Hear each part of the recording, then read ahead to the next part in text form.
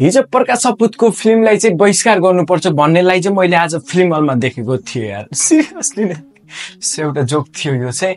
यस, प्रकाश सपुतको movie बसन्त चाहिँ release भएको छ। म मुभीको लागि चाहिँ पहिलेबाट नै एकदमै धेरै एक्साइटेड थिएँ। प्रकाश सपुतको गीत सङ्गीत चाहिँ मलाई एकदमै धेरै मनपर्छ। प्रकाश सपुत कुन लेभलको आर्टिस्ट हो भन्ने कुरा चाहिँ मैले धेरै चर्चा नै गर्नु छैन कि रियल आर्टिस्ट त्यो हो जस्तो पनि गर्न सक्छ। प्रकाश सपुत म्युजिकमा पनि एकदमै बवाल ट्यालेन्ट है।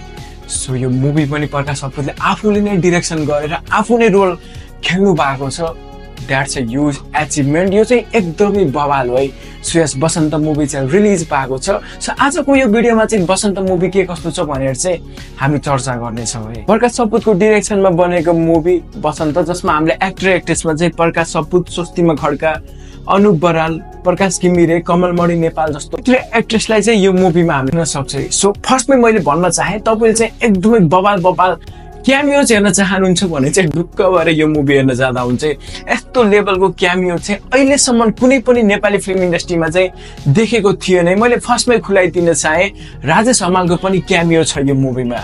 सिरियसली यस। सो मैले स्पोइल गरिदिइहालेँ है। राजेश हमाल मात्रै नभएर एकदमै बवाल आर्टिस्टहरूको पनि क्यामियो रहेको छ यो मुभीमा। सो मुभी हेरिसकेपछि चाहिँ मलाई धेरै कुराहरू भन्न मन लाग्यो। सो हजुरहरू चाहिँ एक्सन मुभी लभर हो भने चाहिँ यो मुभी पक्कै पनि मन नपर्न सक्छ होला। लभ स्टोरी टाइपको मुभी हेर्नेलाई चाहिँ यो मुभी खल्लो लाग्न सक्छ होला। तर जसलाई चाहिँ रियल इन्सिडेन्ट, रियल घटना, सत्य घटनामा आधारित एकदमै अर्ग्यानिक मुभी हेर्न मनपर्छ भने चाहिँ ढुक्क भएर हलमा हेर्न जाँदा हुन्छ।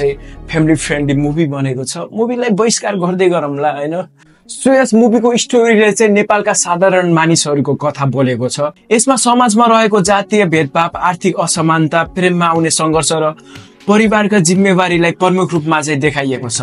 यस मुभीले चाहिँ नेपाली समाजमा प्रचलित पुराना सोच र नयाँ पुस्ताले सामना गर्नु परेका चुनौतीहरूलाई चाहिँ प्रस्तुत गरेको छ। मुभीमा इमोसनल फ्रेन्डसिप अनि आमा छोराको त्यो माया एभ्री कुरा चाहिँ भरिपूर्ण छ। मुभीको स्टोरी एकदमै स्लो अनि एकदमै स्मुथ वेमा गइरहेको छ। त्यस्तो बोरिङ चाहिँ फिल हुँदैन। तर हजुरहरूले मैले भनिसकेँ एक्सन टाइपको मुभी एकदमै बवाल हुन्छ नि। एक्सन टाइपको मुभी मनपर्छ भने चाहिँ यो मुभी ढुक्क नै मन पर्दैन हजुरहरूलाई। तर रियल टाइपको मुभी होइन, एकदमै राम्रो मुभी हेर्न चाहनुहुन्छ, अर्ग्यानिक मुभी हेर्न चाहनुहुन्छ भने चाहिँ यो मुभी चाहिँ पक्कै पनि हजुरहरूको लागि है। प्रकाश सपुतको नाम चाहिँ बसन्त हुन्छ मुभीमा, जो आफ्नो जीवनमा अनेकौं चुनौतीहरूसँग जुधिरहेका हुन्छन्। यस प्रकाश सपुतले चाहिँ के स्ट्रगल गर्नुपर्छ होइन। सो प्रकाश सपुतलाई चाहिँ एउटा साहित्यकार बन्न मन लाग्छ। सो त्यो साहित्यकार बन्दैसम्म त्यो समाजमा भएको जातीय भेदभाव हटाउनलाई चाहिँ के कति गर्छन् सबै कुरा हेर्नको लागि चाहिँ हजुरहरू हलसम्म जानु होला है। सबैभन्दा मन परेको यो मुभीमा चाहिँ मलाई गीत सङ्गीतहरू एकदमै दामी बनेको छ। नेपालको लोक संस्कृतिलाई पनि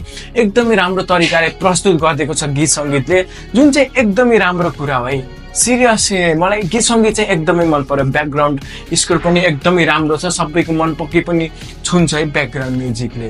डायलगहरू पनि एकदमै भरिपूर्ण छ। एकदमै दामी डायलग छ। सबै डायलगहरूले पक्कै पनि मन चाहिँ चसक्कै पारिदिन्छ है। सो म मुभीलाई चाहिँ एकदमै फुल्ली नै इन्जोय गरेँ। एक्टर एक्ट्रेसको एक्टिङ पनि राम्रो नै लाग्यो। प्रकाश सपुतले यो लेभलको पनि एक्टिङ गर्न सक्नु रहेछ भन्ने कुरा चाहिँ मुभीबाट थाहा पाइयो। आफ्नो साङ्गीतिक यात्राबाट यो मुभीसम्मको यात्रा ह्युज रेस्पेक्ट टु है। अनि त्यो सिमी पाण्डेको पनि क्यामियो रहेछ। लामो सिमी पाण्डेले कोलेर राख्यो यार। एनिवे फ्यामिली फ्रेन्डली मुभी छ, गएर हेर्दा हुन्छ। म चाहिँ एक्सन जेनराको मुभी, लभ स्टोरी टाइपको मुभी चाहिँ हेर्ने बानी भएको होला। मलाई चाहिँ मुभी राम्रो नै लाग्यो। सो यो मुभीलाई चाहिँ म 5 मा 3.5 स्टार दिन चाहन्छु। च्यानलमा जो नयाँ हुनुहुन्छ लाइक सब्सक्राइब अनि कमेन्ट गर्न नबिर्सिनु होला। हामी अर्को भिडियोमा स्योर भेट्नेछौँ। त्यति बेरसम्मको लागि मलाई पनि बिदा दिनुहोस्। बाई। जय नेपाल।